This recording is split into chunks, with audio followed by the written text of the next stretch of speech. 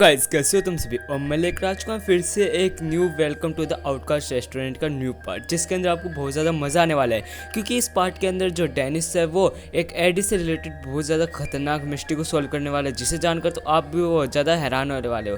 तो चले स्टार्ट करते हैं। बेचल अब रेस्टोरेंट में ही रुक जाती है और एडी की भी बहुत ज़्यादा मदद हो जाती है। और रेस्टोरेंट पहले के मामले में बहुत ही ज़्यादा मजबूत हो चुका होता है और बिलिया और हेनरिएटा अपने बिल्स की बातें कर रहे होते हैं। रेस्टोरेंट में भीड़ पहले से बहुत ज़्यादा बढ़ चुकी होती है, लेकिन सभी अच्छे से मैनेज हो जाता है क्योंकि जो एडी है वो बहुत ज़्यादा अच्छे तरीके से काम करती है हंसते हुए। लेकिन डेनिस के दिल में एक और वजह उसके दिल में घर कर रही थी, कहीं एडी का कोई बॉयफ्रेंड तो नहीं है। और डेनिस कहता है कि मैंने उसे अकेले मार्केट नहीं जाने दिया, लेकिन फिर भी वो चली जाती है और वहाँ पर किसी लड़के के साथ घूमती है। बीबिया समझाता है लेकिन डेनिस मानने के लिए तैयार नहीं होता और कहता है कि अगर वो बॉयफ्रेंड है तो वो लेवल 80 तक का तो होना जरूरी है, ना वो उस लड़के के लिए मंजूरी नहीं देगा। और डेनिस की बेचारी उसे लड़की जैसा बना रही थी और बीबिया सोचता है कि कहीं बॉस पागल तो नहीं हो गए हैं। लेकिन तभी वहाँ पर एडी आ जाती है और कहती है कि आप दोनों क्या इंपॉर्टेंट बात कर रहे हैं। बीबिया वहाँ पर मामले को संभालते हुए कहता है कि हम बस कुकिंग की बात कर रहे हैं। और तभी एडी कहती है कि मुझे भी कुकिंग बहुत ज़्यादा अच्छी लगती है, मुझे भी कुकिंग सीखनी है। डेनिस सोचता है कि मैं इन्हें कुकिंग सिखा ही दूँ और ऐसा कहने के बाद उन्हें वो प्याज काटना सिखा रहा होता है और प्याज काटते हुए एडी की आंखों से आंसू आ रहे होते हैं। एडी हंसते हुए शिकायत करती है और कहती है कि ये बहुत ज़्यादा हार्ड है और डेनिस हर मिनट में एडी की सहायता कर रहा होता है और डेनिस एडी की बहुत ज़्यादा तारीफ भी कर रहा होता है। लेकिन दूसरी तरफ बीबिया की तरफ कोई नज़र ही नहीं रख रहा होता है और वो कहता है कि उस बॉस उसकी इतनी ज़्यादा तारीफ क्यों कर रहे हैं। और डेनिस को एडी को सिखाते हुए अपने बचपन की याद आ रही होती है और लेकिन जो एडी है वो बहुत जल्दी ही खाना बना देती है। और डेनिस ने एडी की बहुत ज़्यादा तारीफ की और उसकी तारीफ सुनते हुए बीबिया भी अपनी डिश लेकर आया और वो भी अपनी तारीफ चाहता था, लेकिन जो डेनिस है उसने बिल्कुल भी भाव नहीं दी। इसके बाद बाहर चली गई और उसके जाने के बाद डेनिस को उस पर बहुत ज़्यादा शक हुआ, इसलिए वो बीबिया के साथ उसकी जासूसी करने लगा। और बीबिया उसे समझाता है कि ये बहुत ज़्यादा गलत है, लेकिन डेनिस कहता है कि मैं उसका गार्डियन हूँ तो मुझे उसका ख्याल रखना होगा। तभी वो दोनों देखते हैं कि जो एडी है वो किसी लड़की से बात कर रही है। और इसके बाद वो दोनों ज्वेलरी शॉप चले गए, जिसे देख डेनिस को गुस्सा फूट पड़ाया। वो सोचता है कि कहीं वो एंगेजमेंट रिंग तो नहीं लेने चले गए। बीबिया डेनिस को बहुत ज़्यादा समझाता है, लेकिन डेनिस मानने के लिए तैयार ही नहीं था कि वो दोनों दोस्त है। और दूसरी तरफ बेचल और हेनरिएटा बाजार में शॉपिंग कर रहे होते हैं। हेनरिएटा बहुत ज़्यादा परेशान होती है पैसों को लेकर। वो बताती है कि ज़्यादातर पैसे तो हथियार और हीलिंग पोशन खरीदने में ही खर्च हो जाते हैं। कि वो दोनों लोगों की बात सुनते हैं कि सिल्वर विंग्स के साथ नाइट फॉक्स ने पंगा ले लिया है और वो पता नहीं उस लड़की के साथ क्या करने वाले हैं। ये सब सुनकर बेचल और हेनरिएटा बहुत ज़्यादा परेशान हो गई थी। और दूसरी तरफ बीबिया ने अपनी समझदारी दिखाई और उसने एक मैजिक टूल की मदद से जो एडी है उसकी सारी बातें सुन ली। उस टूल में से एडी की आवाज़ आती है और वो कहती है कि ये गिफ्ट मुझे बहुत ज़्यादा पसंद आए, मैं हमेशा इसे अपने पास रखूंगी। जिसे सुनकर तो वो दोनों भी बहुत ज़्यादा परेशान हो गए। तभी पास में एक चोर किसी का पर्स चुरा लेता है और वो वहाँ से भाग जाता है और सोचता है कि मैं लेवल 30 का हूँ और कोई भी मैजिक यूजर मेरा पीछा नहीं कर सकता। और चोर डेनिस को देखकर बहुत ज़्यादा हैरान हो जाता है और डेनिस तो बिना मैजिक के ही चोर का पीछा कर रहा होता है। वो भागते भागते छतों पर आ जाते हैं और बीबी अपने मैजिक की मदद से उसकी मदद करता है। और आखिर में हिना ने अपना कमाल दिखाते हुए चोर को पकड़ लिया और चोर को पकड़ने के कारण डेनिस उसका सिर भी सहलाता है, जिससे तो वो बहुत ज़्यादा नर्वस हो जाता है। रात हो चुकी थी और सभी आराम करना सोच रहे थे, तभी एडी वहाँ पर आ जाती है और एडी डेनिस के लिए डेनिस गिफ्ट लेकर आई होती है, जिसमें एक कड़ा होता है। और वो कहते हैं कि सारी पॉकेट मनी इसे खरीदने में लगा दी मैंने, और क्योंकि ये कड़ा डेनिस की आंखों की तरह है तो उसे बहुत ज़्यादा पसंद आता है। और वो कहता है कि ये कड़ा मुझे बहुत ज़्यादा पसंद आया। अभी वहाँ पर एक नया मोड आया और तभी वहाँ पर एक बटलर आता है और वो एडी को यंग मिस कहने लगता है। उसने अपना नाम स्टीफन बताया और वो कहता है कि मैं एडी का एक पर्सनल बटलर हूँ, जिसे सुन तो सभी बहुत ज़्यादा हैरान हो जाते हैं। बीबिया और बेचल तो बहुत ज़्यादा हैरानी में पड़ चुके थे कि एडी की असली हकीकत क्या है। स्टीफन बताता है कि मुझे रॉयल कोर्ट ने भेजा है जो एडी को लेने के लिए बुला रहे हैं। डेनिस को तो सब कुछ समझ में ही नहीं आ रहा था। और तभी बटलर बताता है कि जो एडी के फादर है वो लॉर्ड फॉर्मेस है, जो कि यहाँ के बहुत ज्यादा बड़े लॉर्ड है। एडी के पिता की मौत के बाद उसके छोटे भाई ने सारी जायदाद अपने नाम पर कर ली थी और उसने एडी को असली वारिस मानने से भी मना कर दिया और साथ ही उसने एडी को एक स्लेव ट्रेडर के पास भी बेच दिया था। और वो कहता है कि लॉर्ड फॉर्मेस की जो वसीयत है वो अब रॉयल कोर्ट को मिल चुकी है, जिसमें साफ साफ लिखा है कि जो एडी है वो अब उनकी असली असली वारिस है। और रॉयल कोर्ट ने उस वसीयत को मान लिया और तभी एडी कहती है कि मुझे ना वो घर चाहिए, ना वो दौलत, ना ही पैसे, मुझे यहीं पर रहना है। मुझे वहाँ पर एक स्लेव की तरह रखा जाता था, साथ ही मुझे वहाँ पर बहुत ज़्यादा घुटन महसूस होती थी। और ये सुनकर तो बटलर को बहुत ज़्यादा हैरानी होती है, जो लड़की अपने खानदान की हर बार तारीफ करती थी वो आज उसकी बुराई कर रही है। डेनिस सोच रहा था कि इस बुढ़े को मारा जाए या कूटा जाए, लेकिन वास्तविकता यही है कि एडी एक रॉयल खानदान से है। और डेनिस एडी से पूछता है कि तुम वहाँ पर जाना चाहती हो या फिर नहीं, और जो एडी कहती है कि मुझे वहाँ पर तभी जाऊंगी जब आप मेरे साथ चलेंगे, नहीं तो मुझे वहाँ पर अच्छा नहीं लगेगा। और डेनिस इसके लिए मान गया और फिर अगले दिन सभी रॉयल कैपिटल जाने के लिए तैयार हो गए। और विविया तो वहाँ पर बहुत ज्यादा सज धज कराया था एक दूल्हे की तरह। और हेनरिएटा और कोसेल कहते हैं कि आप निश्चिंत होकर जा सकते हैं, हम रेस्टोरेंट का पूरा ख्याल रख लेंगे। और एडी भी एक प्यारी सी गुड़िया जैसी लग रही थी और वो साफ साफ कह देती है जैसे ही काम हो जाएगा हम लोग वापस लौट आएंगे यहाँ पर। थोड़े समय में सभी लोग रॉयल कैपिटल के लिए निकल जाते हैं और विविया तो वहाँ की खूबसूरती देखते हुए बहुत ज्यादा हैरान हो रहा था। और डेनिस को भी अपनी पुरानी यादें ताजा हो जाती है और मैं अपने चाहने वालों से जरूर मिलूंगा। और ऐसा सोचते हुए वो जल्द ही रॉयल कोर्ट पहुंच जाते हैं। और सभी लोग रॉयल कैपिटल पहुंचने के बाद वहां पर खड़े हुए जज ब्रिज से मिलते हैं और वो बताते हैं कि सबसे पहले ब्लड टेस्ट होगा, जिससे पता चलेगा कि एडी उनकी वारिस है या फिर नहीं। और एडी तो इंजेक्शन को देख बहुत ज्यादा डर जाती है, लेकिन आखिरकार ब्लड टेस्ट हो जाता है और बताया जाता है कि जो एडी है वो सच में लॉर्ड फार्मस और लेडी लिलिया की बेटी है। रॉयल कोर्ट में सूजन और उसके लोगों ने एडी को रखेल की बेटी बताया और उसकी इज्जत बहुत ज्यादा कीचड़ भी उछाली। और इन सभी बातों के बाद एडी का फिर से ब्लड टेस्ट हुआ, जिसमें वहाँ पर बहुत ज्यादा गड़बड़ी दिखाई दी और शायद यहाँ पर किसी ने कुछ ना कुछ गड़बड़ी की है, या तो मैजिक टूल में या फिर मैजिक टूल खराब हो चुका है। सूजन ने मौके का फायदा उठाकर कहता है कि एडी असली वारिस नहीं है, सारी जायदाद मेरी होनी चाहिए क्योंकि मैं असली वारिस हूँ। जो फैसला है वो सूजन की तरफ जाने लगा, लेकिन तभी डेनिस देखता है कि बटलर के हाथों में खून लगा हुआ है। डेनिस को यह देखकर बहुत ज्यादा हैरानी हुई और वह जल्द ही बटलर के पास पहुंच गया और उसके हाथों से रुमाल छुटा दिया। और इसलिए फसाद की जड़ यही बटलर था जिसने यह सब चाल चली थी और उसने अपने हाथों पर कट लगाकर उसमें खून में मिला दिया था, जिससे पता चले कि जो एडी है वो एक असली वारिस नहीं है। और बटलर बताता है कि उसने चोजन के कहने पर यह किया था और डेनिस को तो बहुत ज़्यादा गुस्सा आ जाता है, जिसकी वजह से चारों तरफ बहुत ज़्यादा गर्मी फैल जाती है। वो कहता है कि छोटी सी बच्ची के साथ ये सब क्या हो रहा है, यहाँ पर बहुत ज़्यादा अन्याय हो रहा है, मैं ये अन्याय होते हुए नहीं देख सकता। तभी सैनिक डेनिस की ओर भाग जाते हैं उसे रोकने के लिए और गार्ड भी डेनिस की पावर देख बहुत ज़्यादा हैरान हो चुके थे। और लेकिन विविया ने कैसे जैसे डेनिस को संभाल लिया और सभी लोग बाहर आ गए। और डेनिस खुद पर ही गुस्सा कर रहा था कि मैं एडी को यहाँ पर लेकर क्यों आया, मैं गलती यहाँ पर लेकर आ गया एडी को। और इसके बाद में सभी लोग एक खंडर से घर में आ जाते हैं जहाँ पर बहुत सारी किताबें रखी होती है और किताबों पर बहुत ज्यादा मकड़ियों के जाले भी लगे होते हैं। तभी एडी का पैर वहाँ पर एक पुरानी सी मैजिक सर्कल पर गया, जिससे एडी नीचे गिर गई और सभी उसके पीछा करते हुए एक सीक्रेट केव में आ गए। और वहाँ पर आने के बाद सभी लोग हैरान हो चुके होते हैं क्योंकि वहाँ की किताब बहुत ज्यादा पुरानी थी और मैजिक से रिलेटेड थी, जिसे देखकर तो विविया और जो ग्रीच बहुत ज्यादा हैरान हो जाते हैं। लेकिन उन दोनों के लिए ये किताब बहुत ज्यादा इंपॉर्टेंट थी, उनके लिए बहुत ज्यादा खजाने की तरह है। लॉर्ड जानता था कि उसका भाई बहुत ज्यादा लालची है, इसलिए उसने एडी के हिस्से में ये सारी मैजिक किताबें रख दी खजाने की जगह पर। और इन सभी के बाद में एडी कहती है कि वो ये सारी किताबें अपने रेस्टोरेंट में रखेगी ताकि सभी लोग इससे पढ़कर मैजिक सीख सके। और ये किताबें तो असल में ही खजाना थी। और विविया को रास्ते में जाते हुए एक अजनबी शख्स मिलता है, जिसे देखकर तो विविया बहुत ज्यादा हैरान हो चुका था क्योंकि वो शख्स दिखने में सेम डेनिस की तरह था।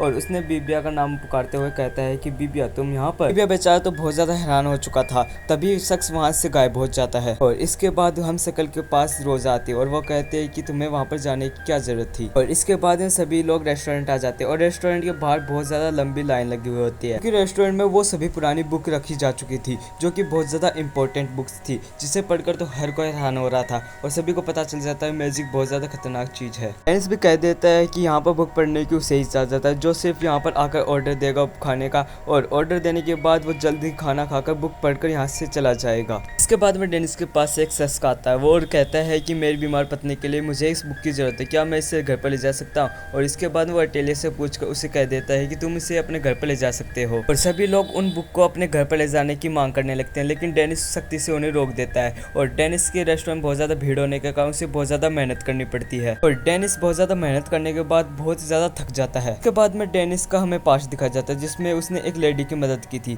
और ये लेडी उसे मदद के बदले में अपने रेस्टोरेंट में ले जाती है और वहाँ पर ले जाकर बहुत ज्यादा टेस्टी खाना खिलाती है। जिसके बाद में जो डेनिस है उसकी कुकिंग की जो जर्नी यहीं से स्टार्ट हो जाती है। पहली बार खाना खाने के बाद डेनिस बहुत ज्यादा खुश हो जाता है और प्रेजेंट टाइम में डेनिस बहुत ज्यादा मेहनत करने के बाद थक जाता है और आराम करने लगता है और सभी लोग डेनिस के लिए बहुत ज्यादा परेशान हो जाते हैं, खासकर एडी, और सभी लोग मिलकर सोचे होते हैं कि डेनिस को हमें टेस्टी टेस्टी हेल्थी फूड खिलाना चाहिए। सभी लोग खिचड़ी बनाने का फैसला करते हैं और हिना तो बहुत ज़्यादा एक्साइटेड हो जाती है और वो अपना काउच पहन लेती है और सभी लोग बहुत ज़्यादा मेहनत करते हैं। और दूसरी तरफ एडी डेनिस की पट्टियाँ बदल रही होती है और उसका बहुत ज़्यादा अच्छे तरीके से ख्याल रख रही होती है। और पास्ट टाइम में जो डेनिस है वो अब मास्टर के साथ रहने लग चुका होता है और डेनिस बहुत ज़्यादा शरारती भी बन चुका होता है, बहुत ज़्यादा शरारत करता है, जिसकी वजह से एक सेफ जाकर मास्टर को उसकी शिकायत कर देता है। मास्टर कहते हैं कि डेनिस टाइम के साथ सब कुछ सीख जाएगा। एक दिन डेनिस एक फ्राइड राइस लेकर जा रहा होता है और सोच रहा होता है कि इससे अच्छे फ्राइड राइस तो कोई बना ही नहीं सकता। वो गलती से फ्राइड राइस को एक रॉयल गेस्ट के पास लेकर चला जाता है और इसके बाद में जो डेनिस है उससे पूछा जाता है कि तुमने ये फ्राइड राइस बनाया है। इसके बाद वो रॉयल गेस्ट उस फ्राइड राइस का एक बाइट लेता है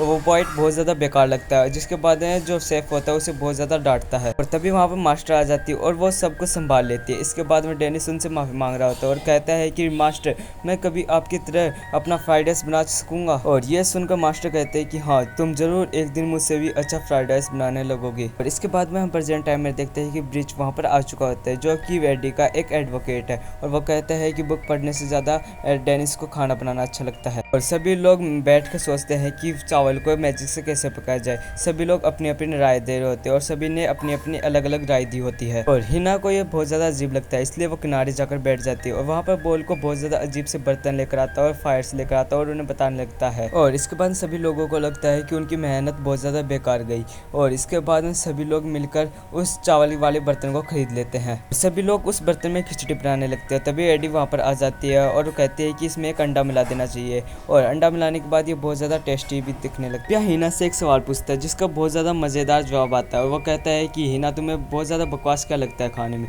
वो कहती है कि लेदर का जूता खाना। और सभी लोग वहाँ पर हंसने लगते हैं और वो कहती है कि हंसने की क्या बात है। इसके बाद में डेनिस उठ जाता है और एडी भी वहाँ पर होती है और उसे खाने के लिए अंडे वाली खिचड़ी देती है। और इसके बाद में डेनिस को अपने मास्टर की याद आ जाती है और वो कहता है कि एडी तुम्हारा बहुत ज़्यादा शुक्रिया। और ऐसा सब देखकर तो ये पल बहुत ज़्यादा भावुक भी लगता है। तभी पता चलता है खिचड़ी पोलमो की और वो कहता है कि खिचड़ी पोलमो की कैसे हो सकती है। और फिर अगले दिन की शुरुआत हिना के साथ होती है जो कि बहुत ज़्यादा खुश लग रही होती है। वो सभी से मिलती है खुशी के साथ और बीबिया उसे देखकर बहुत ज़्यादा हैरान होता है क्योंकि उसके पास एक बहुत बड़ा बैग सा था। और सभी लोग हंसते मिलते हुए बातें करते हुए जाते हैं। तभी रास्ते में एक आंटी पूछ लेती है कि क्या तुमने आज डेनिस के रेस्टोरेंट में नहीं जाओगे। और वो कहते हैं कि आज रेस्टोरेंट बंद है, आज हमारे लिए बहुत ज़्यादा खास दिन है, हम सभी आज मिलकर घूमने जाने वाले हैं। और दूसरी तरफ डेनिस और बाकी सभी लोग बैग लेकर तैयार हैं और तभी हिना और बीबिया भी वहां पर आ जाते हैं। सभी लोग नोटिस करते हैं कि जो हमें चाहिए जरूरत का सामान वो सभी है या फिर नहीं और वो सभी अपना जरूरत का सामान लेकर तैयार हो जाते हैं। जो चीजें उन्हें हॉट स्प्रिंग में जाने के लिए चाहिए होती है वो सभी उन चीजों को रख लेते हैं और इसके बाद में वो हॉट स्प्रिंग में चले जाते हैं। और डेनिस हॉट स्प्रिंग में जाने के बाद अपनी बॉडी दिखाने लगता है जिसे देखकर तो बीबिया बहुत ज्यादा हैरान हो जाता है और मजाक में कहते हैं कि बॉस क्या आपने बॉडी ऐसे बनाई है बिना खाए पिए। और डेनिस भी कहता है कि तुम एक मैजिक यूजर होते हुए मैजिक यूज नहीं कर सकते। बीबिया शर्माते हुए कहता है कि मेरे लिए तो यही बहुत बस है। और तभी वो कहते हैं कि तुमने ये सब एप्स कैसे बनाए हैं। डेनिस अपनी डेली ट्रेनिंग का रूटीन बताता है और इसके बाद में उनके बीच थोड़ी नोकझोंक होती है। दूसरी तरफ लड़कियां भी हॉट स्प्रिंग का मजा ले रही होती है और जो हिना है वो एडी के सिर पर साबुन लगा रही होती है और वो मजाक में कह देती है कि तुम्हारा साइज बढ़ चुका है और एडी से लेकर बहुत ज्यादा परेशान हो जाती है। और सभी लोग बात लेते हुए बहुत ज्यादा मस्ती करते हैं। इसके बाद शाम हो जाती है और हिना कहती है कि मुझे तो बहुत ज्यादा तेज भूख लग रही है और डेनिस कहते हैं कि चलो तो खाना खा लेते हैं। डेनिस कहता है कि सभी को एक स्पीच देनी है जिसके बाद में सबसे पहले हिना कहती है कि आप सभी का शुक्रिया और मुझे आर्मी में एक जॉब मिल चुकी है सिटी की। और हिना की ये सब बातें सुनकर सभी लोग बहुत ज्यादा खुश हो जाते हैं और उसके लिए तालियां बजाते हैं। इसके बाद में बीबिया कहता है कि एक पार्टी ज्वाइन कर ली है और मुझे पता है कि मैं बहुत ज्यादा कमजोर हूँ लेकिन मैं बहुत ज्यादा ट्रेनिंग करूंगा, मेहनत करूंगा और अपने जादू को बहुत ज्यादा सुधारने की कोशिश भी करूंगा। और बीबिया के बाद में बेचल कहती है कि मैं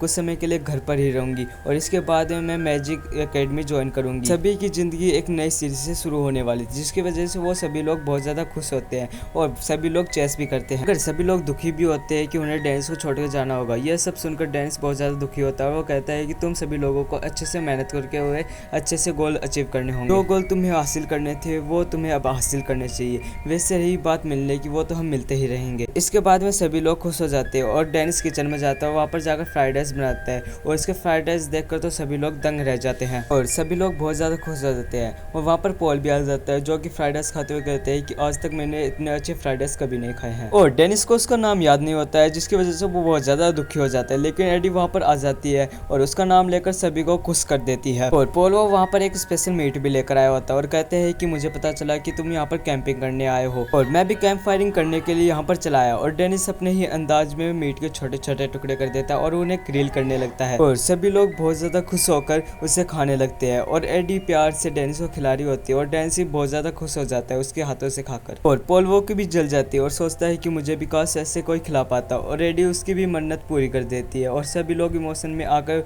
बहुत ज्यादा पी लेते हैं। और खाने के बाद सभी लड़कियां बर्तन धो रही होती है और बीबिया डेनिस से पूछता है कि तुम्हें सभी लोग डेनिस ब्लैक क्यों कहते हैं। डेनिस बताता है कि ये नाम मेरे मास्टर ने दिया था और मैंने किसी बहस के कारण इस नाम को छोड़ दिया था। जब इसका लेवल 90 पहुंचा था उसे बहुत ज्यादा घमंड आ चुका था और उसने ब्लैक सेफ को छोड़ दिया और उसने सिल्वर विंग्स को ज्वाइन कर लिया, जिसके बाद में उसने बहुत ज्यादा मेहनत की 100 लेवल करने के लिए, लेकिन फिर भी वो बहुत ज्यादा मेहनत करने के बावजूद भी 100 लेवल नहीं कर पाया। दूसरी तरफ रेस्टोरेंट की गली में दो लड़के लड़कियों को छेड़ रहे होते हैं और वहाँ पर बहुत ज्यादा घमासान युद्ध भी होने लगता है लड़कियों और लड़कों के बीच में और वहाँ पर बहुत ज्यादा भयंकर आग भी लग जाती है। और दूसरी तरफ हमारी टीम बहुत ज्यादा मस्ती करते हुए लौट रही होती है और उन्हें दूर से बहुत ज्यादा रोशनी दिखाई देती है। सभी लोगों को शक होता है कि यह आग तो नहीं है और डेनिस बहुत ज्यादा घबरा जाता है और बहुत ज्यादा तेजी से भागने लगता है और जिसका सकता वही होता है। रेस्टोरेंट में आग लग चुकी होती है और डेनिस बहुत ज्यादा हैरान हो जाता है और सभी लोग आग बुझाने की कोशिश करते हैं, जिसके बाद में हमें पता चलता है कि आग के कारण बहुत ज्यादा जल चुका है रेस्टोरेंट और बहुत ज्यादा तबाह हो चुका है। हाँ, हिना फूट फूट कर रोने लगती है। बीबिया अपने को दोष दे रहा होता है कि ये मेरी गलती है और बेचल कह रही होती है कि नहीं ये मेरी गलती है। और डेनिस सभी लोगों को समझाता है कि इसमें किसी की भी गलती नहीं है, ये शायद सिल्वर विंग्स ने किया है क्योंकि उसके साथ मेरी बहुत ज्यादा दुश्मनी चल रही है। डेनिस कहते हैं कि अब मैं नए शहर जाऊंगा और वापस जाकर फिर से निचले दर्जे से काम शुरू करूंगा और बहुत ज्यादा मेहनत करूंगा। सभी लोग कहते हैं कि हम लोग मिलकर सिल्वर विंग्स का सामना करेंगे, लेकिन डेनिस नहीं मानता। डेनिस समझता है कि यहाँ पर बहुत ज्यादा खतरा है क्योंकि सिल्वर विंग्स का जो मालिक है वो बहुत ज्यादा खतरनाक है, उसके पास सबसे खतरनाक पार्टी सिल्वर विंग्स है और जिसका हीरो बहुत ज्यादा खतरनाक है। इस समय उनसे लड़ना मौत को बुला देना जैसा है और एडी को लेकर वो सभी चीजों को समेट कर तैयारी करने लगता है यहाँ से जाने की। बीबिया कहते हैं कि तुम शांत कैसे हो सकते हो ये सब होने के बावजूद, और डेनिस कहते हैं कि उनसे लड़ना बहुत ज्यादा खतरनाक है और इसलिए हम उसके साथ नहीं लड़ सकते और मैं तुम सभी को खतरे में नहीं डाल सकता। वो वहाँ पर पैसे की थैली को चेक करता है और सभी पैसे सेफ होते हैं और तभी एडी कहती है कि तुम सच में चाहते हो कि यहाँ से चले जाए, और डेनिस कहते हैं कि हाँ, मगर मैं जाना तो नहीं चाहता लेकिन फिर भी हमें यहाँ से जाना होगा। हाँ, और अगर हम लड़ भी पड़े उनके साथ तो किसी ना किसी की जान जा सकती है। और सभी लोग बाहर बहुत ज्यादा उदास होते हैं और हम दूर से किन्हीं अजनबी को यहाँ पर आते हुए देखते हैं और तभी एडी कहती है कि क्या मैं भी तुम्हारे साथ चल सकती हूँ। डेनिस एडी से माफी मांगता है कि मैं रॉयल कोर्ट में अगर वो सब नहीं करता तो यूसुफ तुम्हारे पीछे नहीं पड़ता और तुम्हारी बुक भी खतरे में नहीं आती। और तभी एडी कहती है कि मुझे बुक्स की नहीं तुम्हारी फिक्र है, तुम्हें उदास देखकर तो मैं भी बहुत ज्यादा टूट जाती हूँ। और डेनिस उसे दिलासा देते हुए कहता है कि जैसे सब कुछ सही हो जाएगा तो मैं जल्द ही वापस चला आऊंगा।